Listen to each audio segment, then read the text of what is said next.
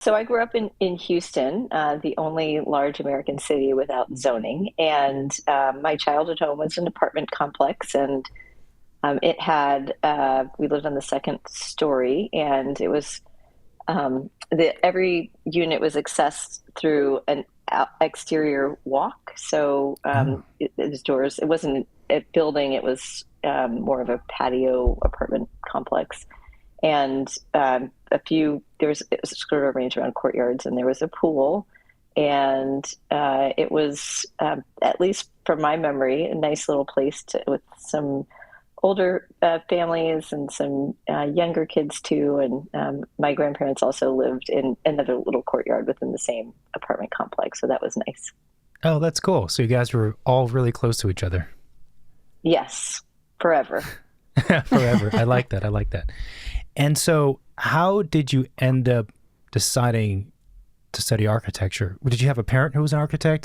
Someone else who was an architect? Did you know what it was when you were a kid? No, my dad was a civil engineer, and he definitely took me to construction sites. He was responsible for building out a lot of the fiber optic cable in and around the city of Houston. And my mom's a school teacher, and they're both retired and still living in Houston, Mm-hmm. as I write about in the book, or in the within the city limits of Houston, not technically Houston. But um, I think just kind of being around him and seeing the way that um, yeah, his drawings, I couldn't exactly go down into the manholes, but you could kind of get a sense of when we would visit a site, oh, there's what's going on, or there's a trench and there's what we're doing. And, getting a sense of how drawings turned into real built stuff was kind of a cool thing. Um, and I don't know what triggered exactly my interest in architecture, but I knew that growing up in Houston, I was surrounded by a lot of not very beautiful, not very great architecture. So uh, there are some really great buildings. One of my favorite buildings, the Mill Museum, is there, but a lot of it is sort of strip malls and desolate Yeah. situations. Yeah, kind of. I Okay, feel I like there is a understand. lot of those all around the US. Yeah, Yeah. that's fair. There's a lot of Yeah. that. So I'm guessing that did you go straight to the University of Texas right after high school? Was that the track for you to study architecture? Yeah. Yes. 5-year Gotcha. Bachelor of Architecture. Okay, cool. And something we always like to ask also as well is when you first started architecture school, was there anything that surprised you? Was it different than what you expected? I didn't really have any expectations about how things would go. um, Yeah. I, I mean, definitely architecture students are a sort of select breed in that they've chosen a life that is very different from the rest of their undergraduate peers. They're always in studio and working. But one of the things I loved about the architectural education is that you learn so many different disciplines. So you're doing Mm. physics, you're doing drawing, you're doing sort of 3D building, modeling, envisioning, you're doing architectural history and theory. You are traveling because architecture schools always have some sort of travel component for students. And you're really working in a sort of hive of activity with your peers, and there's no other place like it. And a lot of what I did in architecture school and the ways I learn and think now really developed back then. That's really fascinating because during architecture school, you ended up becoming interested in other things that were not strictly architecture as well, right? Certainly, yes. Yeah. So I mean, but really, my whole career is about how we can improve the built environment. Right, right, right. So, a more, I guess you could call it traditional path of an architecture student is you do your 5 years and then maybe let's say people go to get a master's in architecture or they go to practice at an architecture firm. They get licensed and they design and draw buildings for a living. But you end up getting a master's in economic and social history, which is a bit different. So I'm curious, like what led you down this tangential path? What caused you to kind of look in this different but overlapped direction? Well, I got a Rhodes Scholarship, and they don't have an architecture school at Oxford. So I sort of decided to do a thesis and to study actually historic preservation, which is very related to, of course, what I do now. So that was, I guess, step one after architecture school. But I will say that I do have an architecture license. So I did work for an architect. I did take all the exams. And I did get my Yeah. license.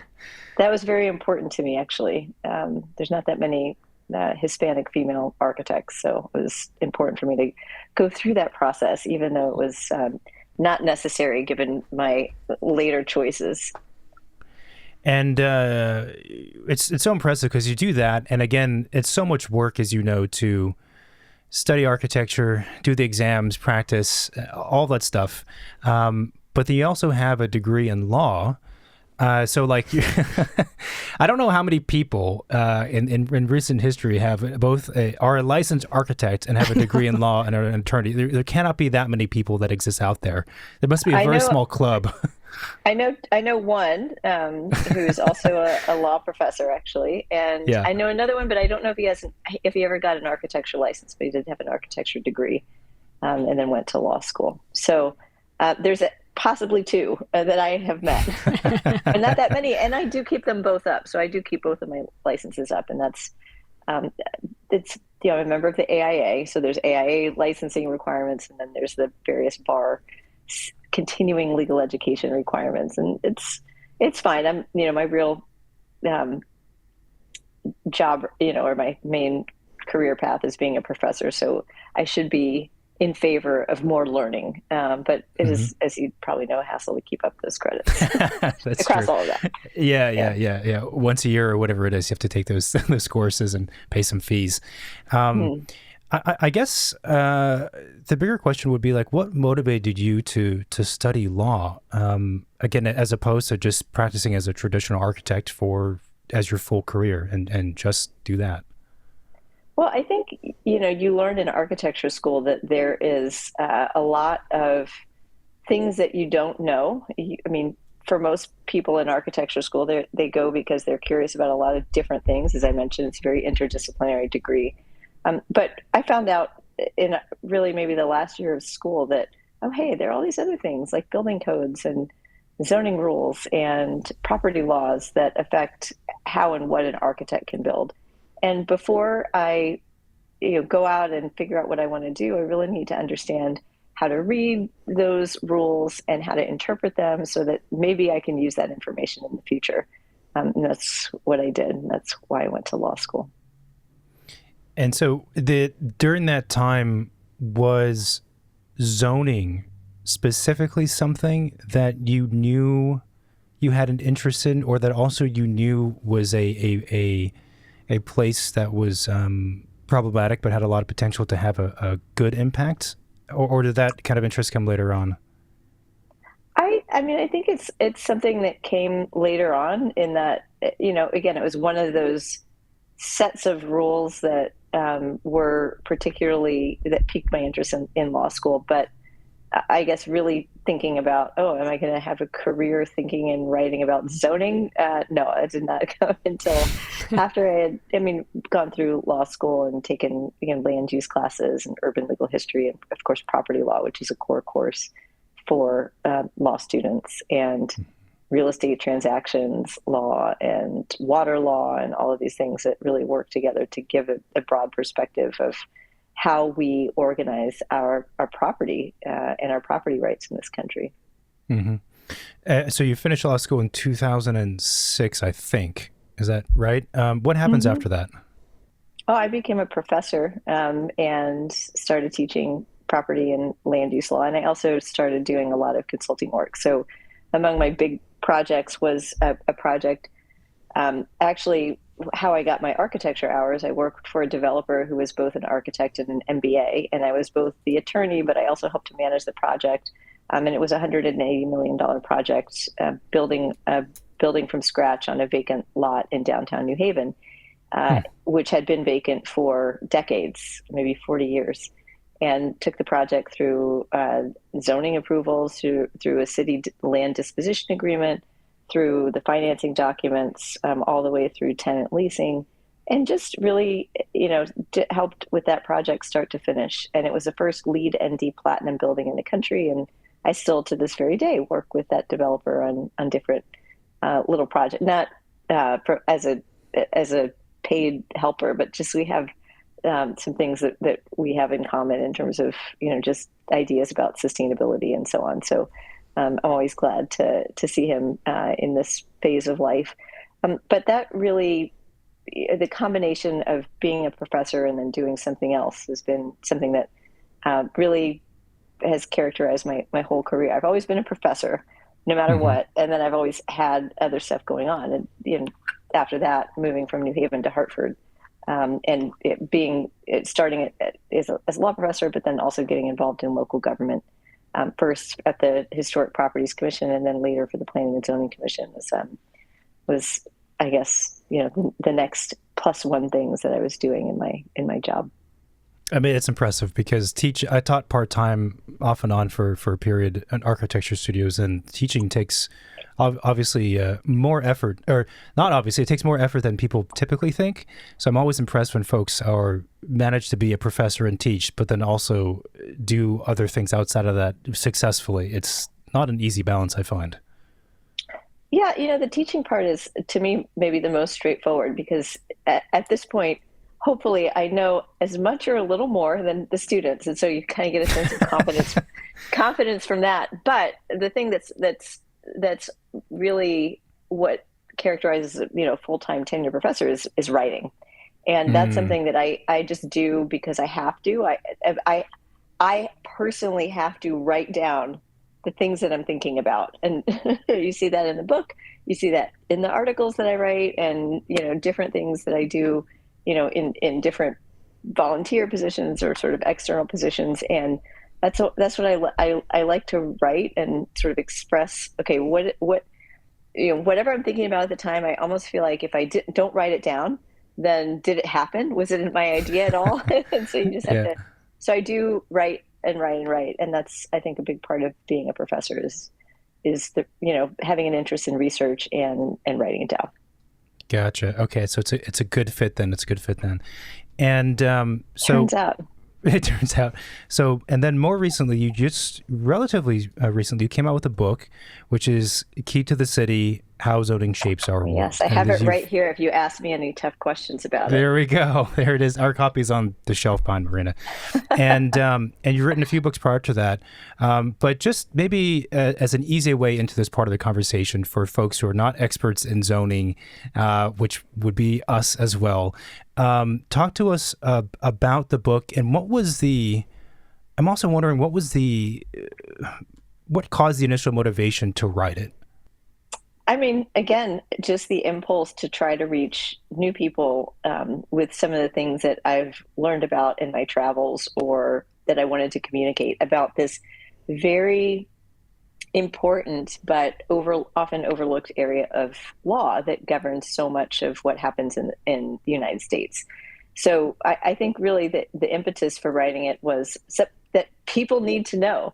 People need to know about zoning. People need to understand what it is and what it does. And I do think, for me anyway, the book is my attempt to use storytelling in a way I haven't before, and to identify areas of the country that are doing interesting things, so that people can maybe catch a glimpse of some town they know or some place nearby, and understand what they're doing right, and in some cases what they're not doing that well.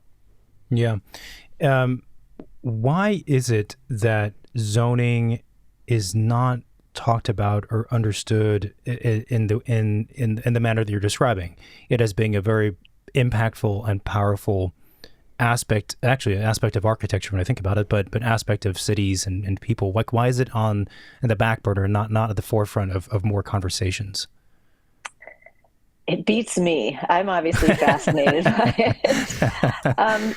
I guess probably it comes down to the fact that zoning codes are written in a way that's totally inaccessible. The zoning codes are 150 pages. They're filled with jargon. They are inconsistent internally, so there might be cross-references that don't make sense or definitions that contradict each other. And I think overall, they're not written so that people can understand them and engage with them. They're written like, any dense legal text is, for only experts to really access. And I do think that's why people feel disconnected or never, not even interested. Once you open your own town zoning code, you look at it as 230 pages with 50 chapters. It's like, forget it. So what I'm trying to do in the book is trying to say, okay, well, here are the key things, and here are maybe the words you might look for, or does your town have this kind of district, or does your town have this kind of thing, and trying to give people an entry point to try to engage with their own codes.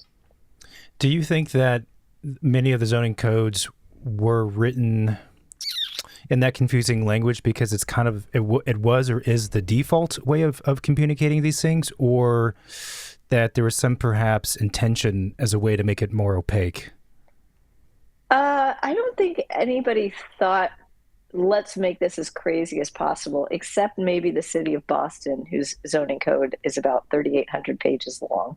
Whoa. And I actually did do, last year, in January, I turned in a report that to the city evaluating their code, and I could not find a longer code, and Boston is only 40 square miles, and New York City doesn't even have as long as a code as Boston. So just to give you a sense of like how did that happen? And how it happened there was that every single neighborhood wanted their own custom built chapter of the zoning code. And so you had multiple appendices and specialized chapters, and a map with hundreds of zoning districts, which is, again, very unusual. And so that may be the worst of that. That does feel like, at that point, at 3,800 pages, it does feel a little intentional. I chaired the City of Hartford's Planning and Zoning Commission for 7 years, and I had a lawyer tell me that I know, who will remain nameless, that after we rewrote the code to make it really, I hope, a lot more understandable to the average person, said, well, why did you do this? I was putting my child through college with the old code. And he was exactly right. Only a lawyer that was well-versed in the code could understand it. And that's not fair to ordinary property owners. And that's why we rewrote the Hartford Code. That's also why I think people should take charge of their zoning destinies, for lack of a better zoning phrase. destinies, yeah, and, I like it. And really try to engage with their own codes.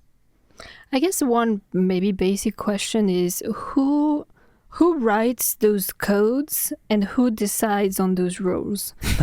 It's probably like what a lot of clients and architects would like to understand if they don't know. Is how do those things get decided? How often do they get revised or updated? Yeah, so in most states in the country, the zoning codes, which are all, by the way, written at the local level, but the zoning codes are adopted and amended by local elected officials. So a city council or a board of aldermen, those are the kinds of groups that typically have the final say over what the zoning code says. When you look at there's only one exception to that, and that is the state of Connecticut that I know of. And the state of Connecticut actually allows local governments to pass on to planning and zoning commissions the power to have the final say over the zoning code.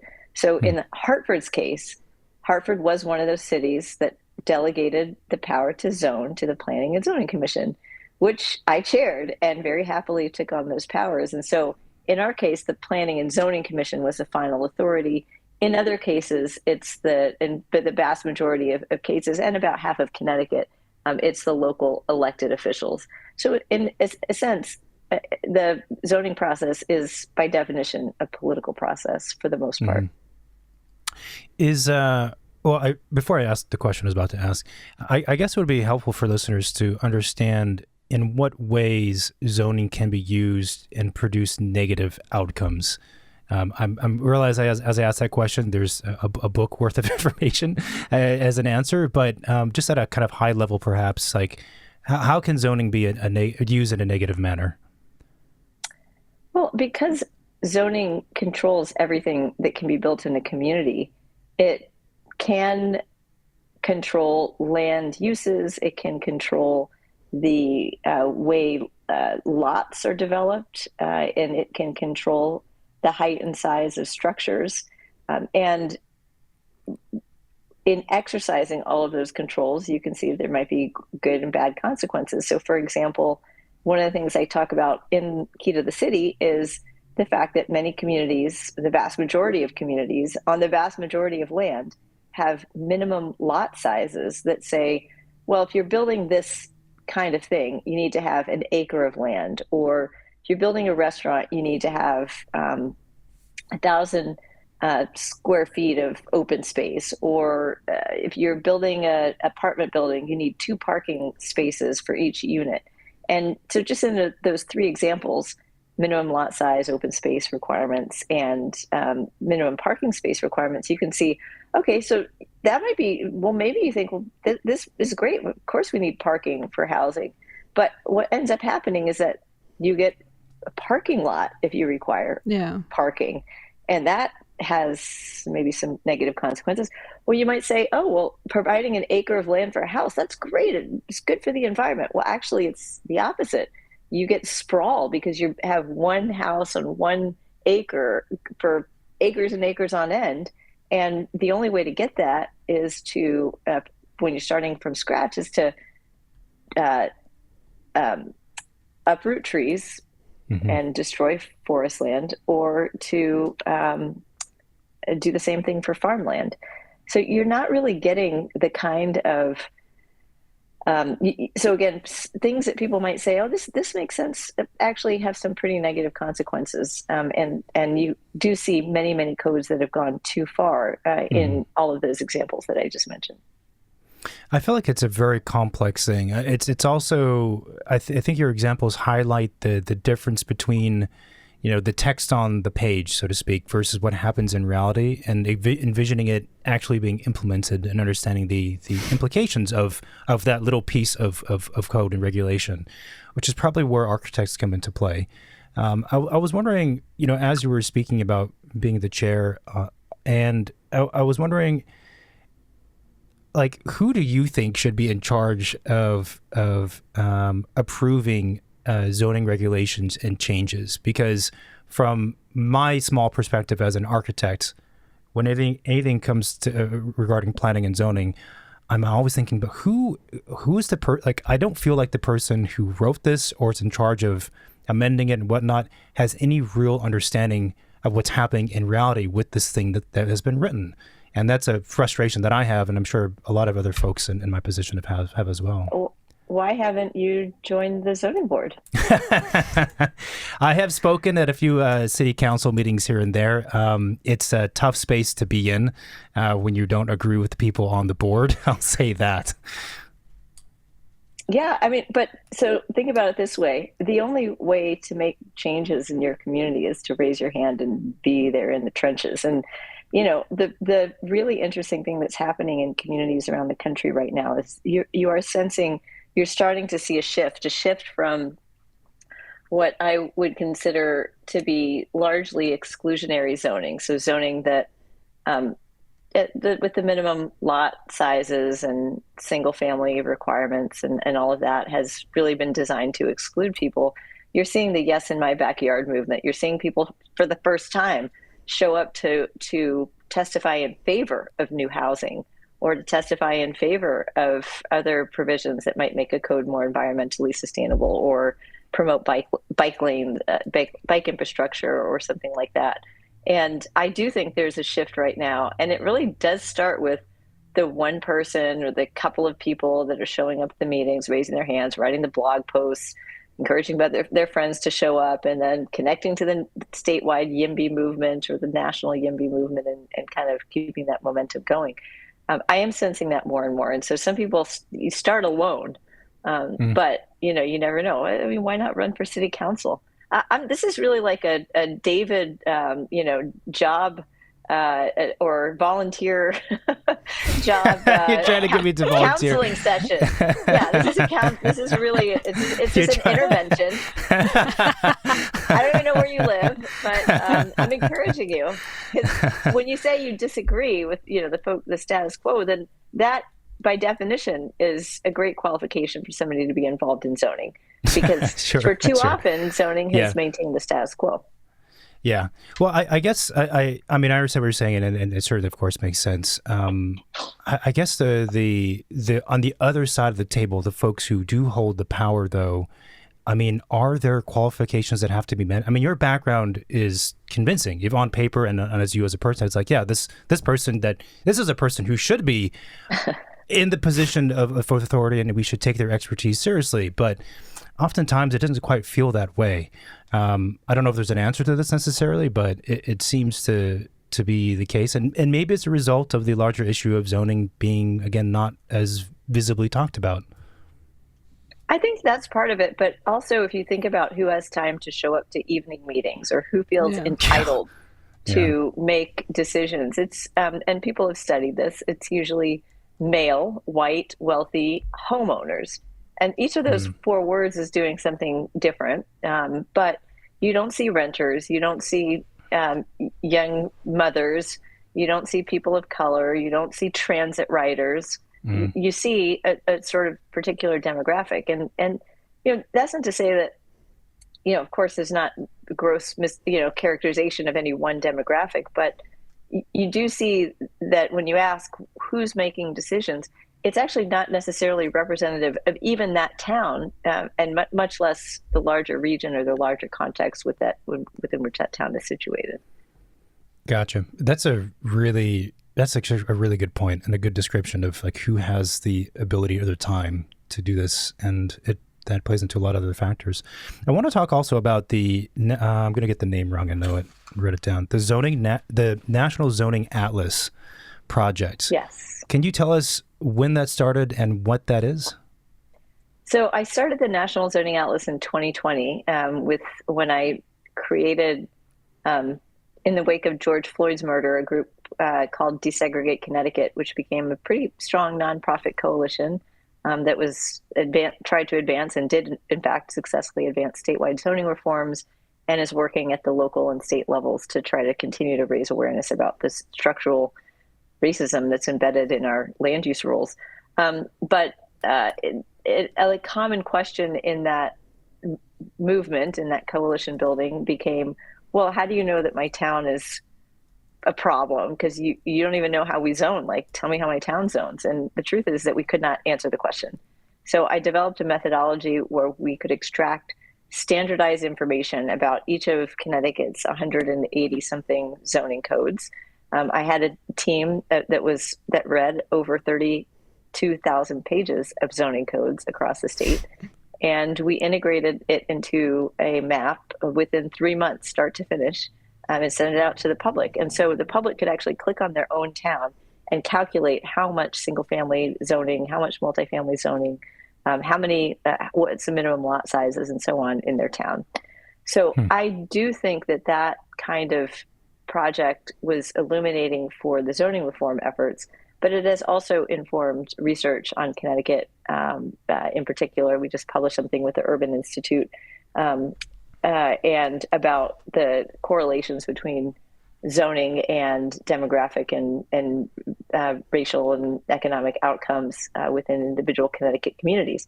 But as information about that project got going, other people in other states said, okay, we want to build one too. So I wrote up the methodology, passed it around. People started making their own maps, published the code to make a map. And then more people started coming. Like, okay, Montana did it, New Hampshire did it, but they just kept coming. And so what ended up happening is I developed a framework, got funds to hire for initial team members of the National Zoning Atlas, built it out, and now I have about 25 people working for me full-time through a nonprofit, primarily through the nonprofit organization that houses the National Zoning Atlas, which I also started. So it's been a really fun project, and we have now chronicled land where over 115 million Americans live. It's online at zoningatlas.org. And we've done, let's see, if you're in New Hampshire or Rhode Island or Connecticut, Hawaii, Nevada, Arizona, you have your full state done. So you can go check that out. There might be a couple others. And we've made pretty significant progress in Colorado, Nevada, our external team in California. We've done most of the metro areas in Texas, and we're making some headway too in New York State. We just posted New York City. So I definitely invite your readers to check that out, because what you can do with it is just like what we were able to do with the Connecticut Atlas. You can see at scale how communities zone, and you can use the map to calculate what percentage of land in your chosen community, if it's on the map, actually zones for a particular outcome. So do check it out. It's really cool. It's really, really cool. It's first of all a Herculean effort. When I read about it, I'm like, it's impressive and kind of crazy. It is absolutely crazy. It's 100% crazy. Yeah. And a team of 20, Guaranteed. which is a lot of people. But you need a team like of 100 people but yes, you have made some serious progress, it sounds like. Yeah. Yes. I mean, I've said that we need 35. It's not outlandish. 35 geospatial analysts, 35 zoning code analysts for 2 years, working full time to sweep through the country. And it's doable. It's just, it's really a matter of man effort. And you do need a human to read a zoning code. We have tried to use machine learning. We've tried to partner with some really smart people, and it's just impossible with the zoning code because of all the cross references, because of all the accreted information, because of the conflicts. We often have to find planners to help interpret their own code. In fact, two of the team members of the National Zoning Atlas just published an article in Zoning Practice, Jonah Policia and Melissa Hayashida, and they published in Zoning Practice an article where they revealed this terrible truth, which is that a third of the codes that they had done as a zoning code and geospatial partnership had discrepancies between the map and the text. So you had we've always identified extinct districts, so districts that used to exist in the text but then got erased, but they're still on the map. We've also always logged unmapped districts, so things that are in the text but they aren't mapped. But what we hadn't logged, and they started doing this, was like serious discrepancies. You have districts that are named, let's say, commercial 1, commercial 2, commercial 3 in the text, and the only thing you see in the map is the commercial district. So then, like, what's 1, 2, and 3? Like, what rules apply? And that's a serious problem. I mean, you're laughing, but like, think if you're a small business person, so-and-so, and you go to the map and you say, oh, C district, and you go to the code. There's no correlation. And that's actually like kind of a legal issue. They did not call out specific towns, but they did look at communities in 6 different states and found, again, that a third had discrepancies. So what does that tell you about the state of zoning in this country? People think that, zoning, we can't touch it, it's sacred. But it's actually like not really that sacred. And also it can be wrong. So that's bad. People think it should be a working document too. I mean, it shouldn't be like it's like set in stone. It should be meant to evolve and get revised. So did those kind of like discrepancies between the documents that you found, eventually you were able to get them corrected, or? Oh, no. No, that's not at all what happened. Marina, come on. I don't know. I mean, I'm like, you're putting the work in, you found problems. You're the optimist. No, what ended up happening was our analysts would call the jurisdiction and ask the planner, hey, I found this. They'd do the best they could in trying to figure out how to resolve the discrepancies. So the planner would say, oh, well, C1 is on Main Street and C2 is on the other streets. Well, where's C3? Actually, we never use C3, so you can call it unmapped. Okay. So then we kind of translated that and put it into the map. But no, they don't change. And they don't, I mean, a lot of them are smaller towns, places where maybe the planning official only works part-time or is responsible for multiple towns. And again, somebody wrote that zoning code or did that map, and they just like forgot to do the other. I don't think any of that kind of thing is malicious, but it does raise legal issues. And when we identify them, they don't get fixed. They just move away. We just move along, and it's not great. Yeah.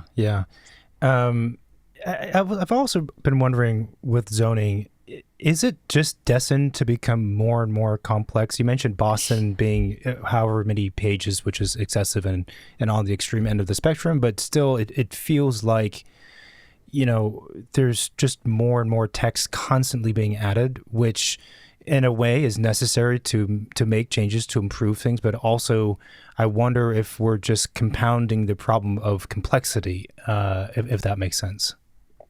So I'm just checking this document that I sent over to them. It's called Reforming the Boston Code. It's on SSRN if anybody wants to download it. And I did delete the phrase because they kind of asked me to. They were like, "Oh, is this really necessary?" But I called it a barnacle encrusted ship because that's kind of how like the zoning code is moving through the ocean, and then like there's just like stuff that gets placed on it, and then kind of goes along, and then it almost sinks. I mean, that's kind of how I viewed the Boston zoning code. Is it just was one of those things it just added to it to the point where it made it impossible to really understand.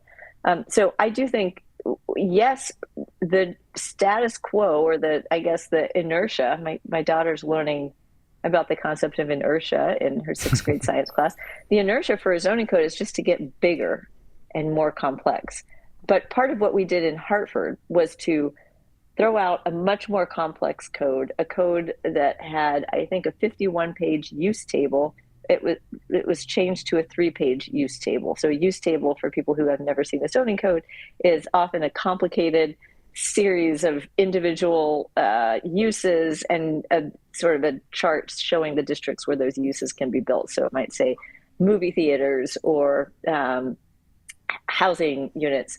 In the case of Hartford, the 51-page or so, I think it was 51, it was very long, use table had vermicelli factories in some zones and rice factories in other zones. And it's like, well, where in Hartford do we right now, in this very day, have a vermicelli factory? And like, maybe we did at some point, but, and also why was that allowed in different zones than rice factory? No one knows. Okay. But that's maybe an example of why we did not really need that level of specificity, and we did not need a 51-page use table. It's interesting, the National Zoning Atlas, on the one hand, we talked about it being a very challenging task. On the other hand, too, it's kind of like, why wasn't this already done like decades and decades and decades ago? It kind of makes sense that something like this would exist for people to have access to. And I guess if it wasn't for you and your team, we probably wouldn't have it, I guess. Oh, absolutely. You would not have it. We've seen over the last 4 years, people have showed up to our doorstep saying, "Oh, we have the thing for you. We've done this great shortcut. We've done this machine learning thing. We've taken assessors' records and translated zoning."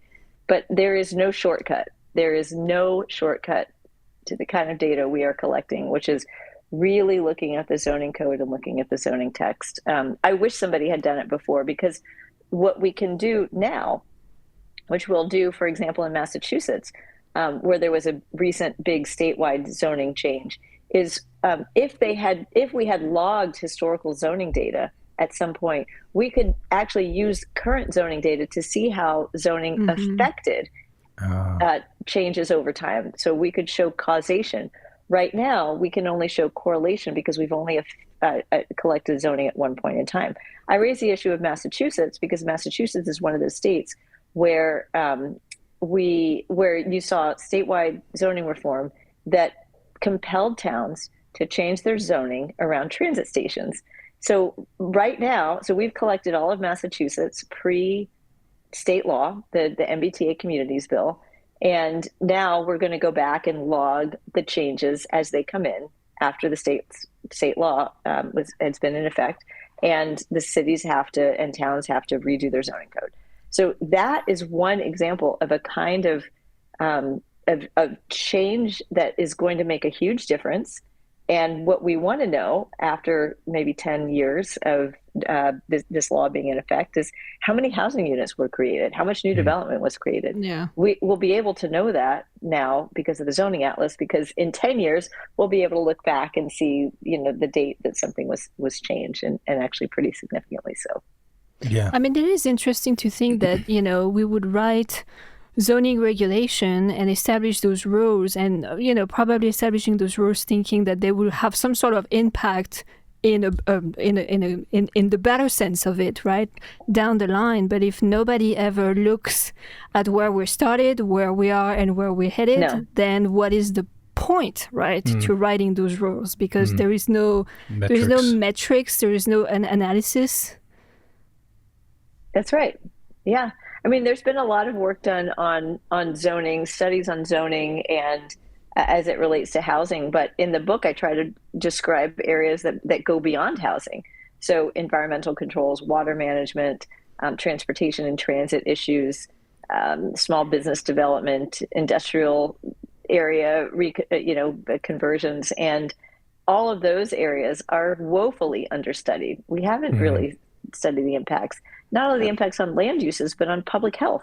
What is what is the impact of changing an area from single family, large lot residential to a mix of uses?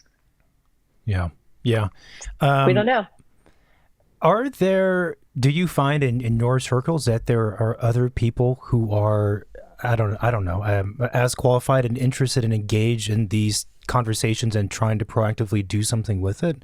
Because, and I asked that question, I guess for me, so my master's is in urban design, and there's a lot of planning courses and urban history courses and whatnot.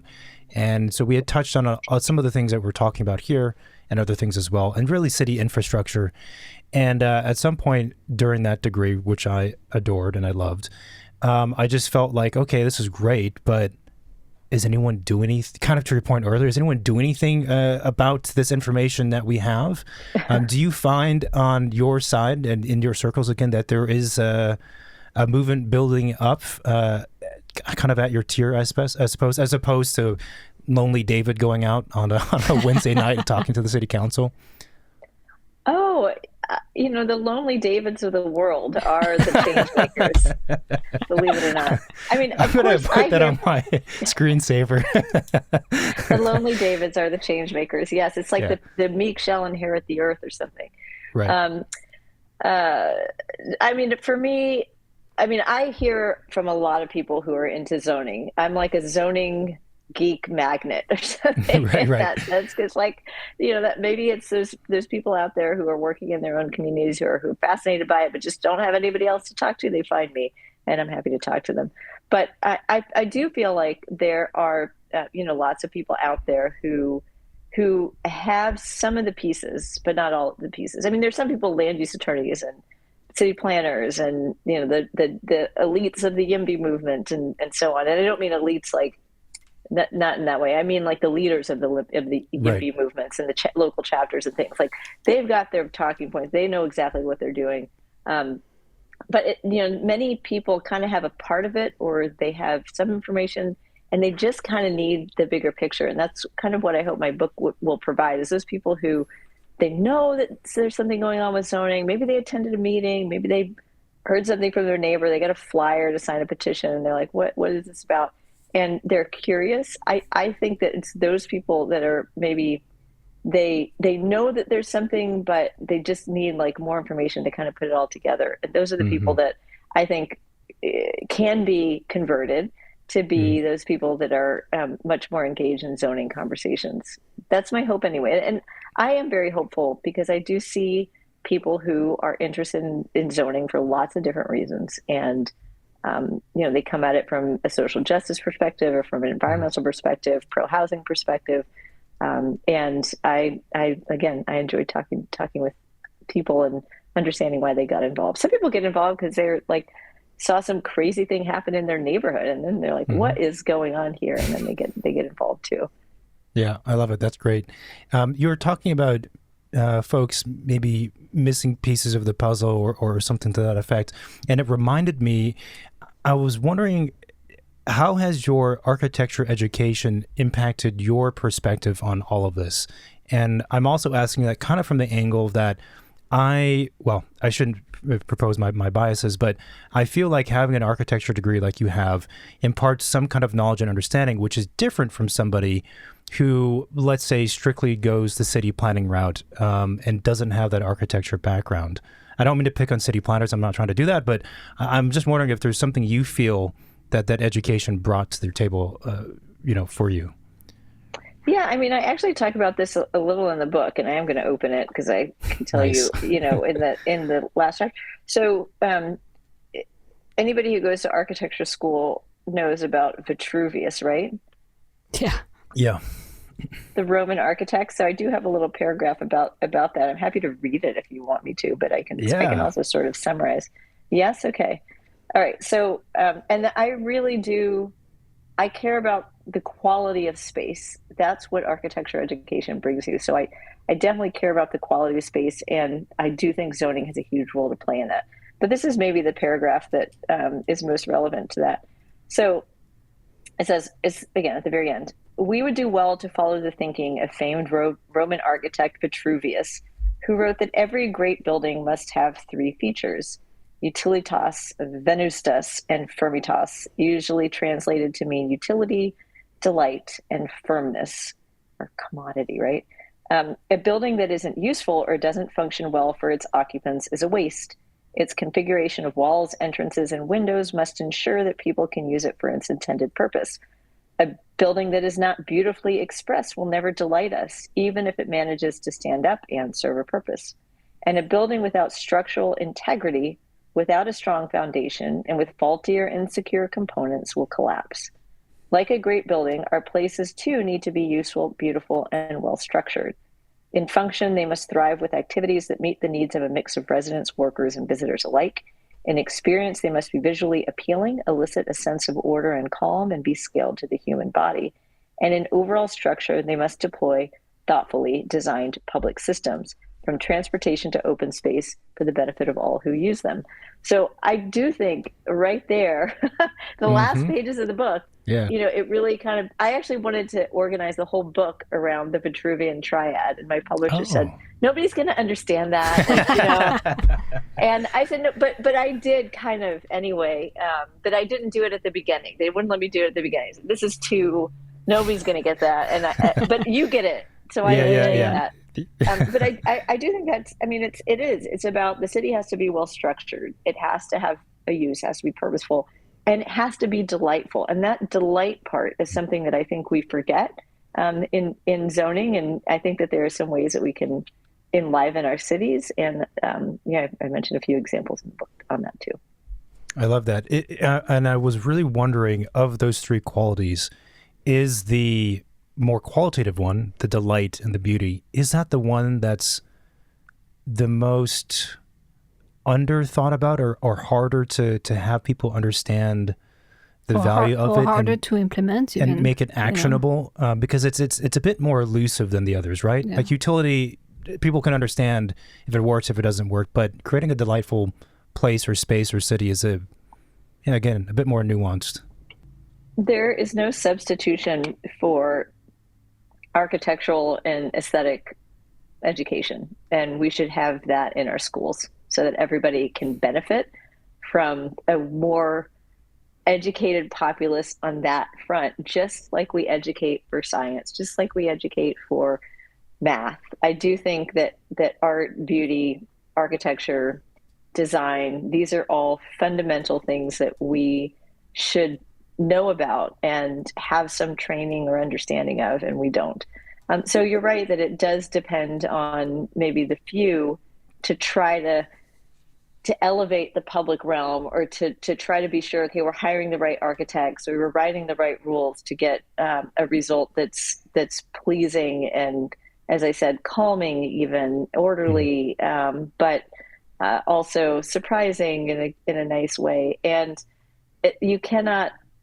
It is not, too few people can do that well.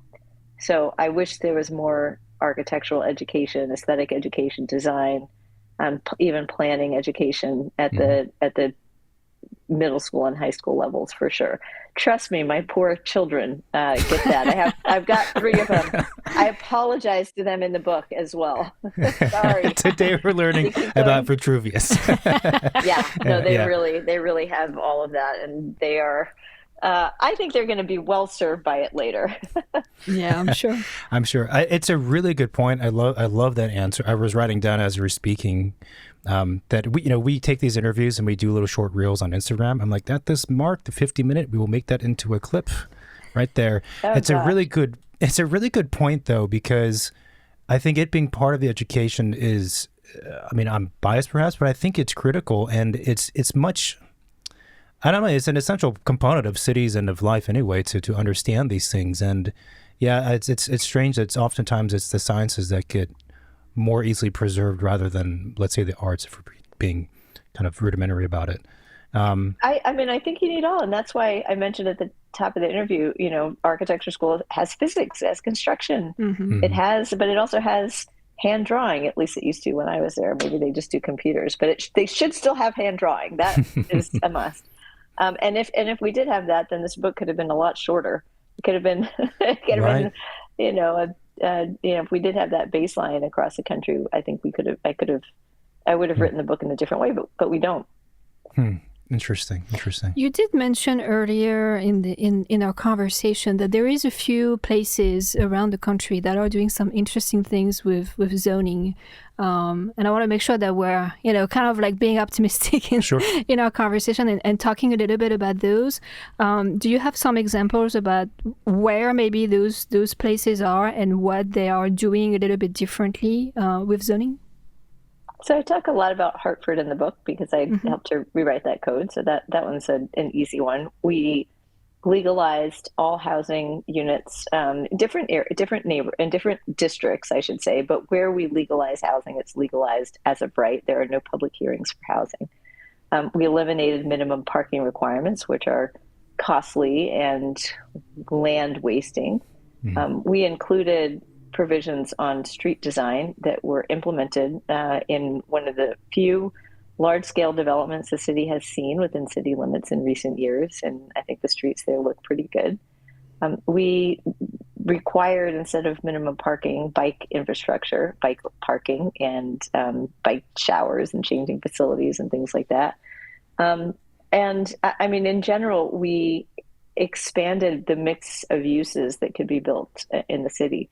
One of the things, and I'm drinking an athletic beer right now, but if I were in Hartford, it's non-alcoholic. I would be drinking a Colt Brewery beer from Hooker Brewery. And so I tell the story in the book about a brewery that would not have been allowed to be located in this very amazing building that used to be the Colt Manufacturing Complex, which is historic arms manufacturing complex in Hartford, one of the first large businesses run by a lady, Elizabeth Colt. But anyway, today the building was vacant for many years, and over the last maybe 15, 20 years, it has been slowly redeveloped and perfect place for a brewery. But the zoning code that we had just written didn't allow it. And it wasn't because we had anything against breweries, it was really an oversight. And once he brought it to our attention, the Hooker Brewery, Kurt, the founder of Hooker Brewery, brought it to our attention. We sort of went through this process of rezoning. And for me, that is emblematic of the way that we did zoning in Hartford, because we wrote this great code. We adopted it in early 2016. And actually, during the last 3 years in the commission, we amended that code at least a dozen times. And we amended it to correct issues like the one that Hooker Brewery brought up, but also as we even learned about even more best practices in zoning, we adopted those too.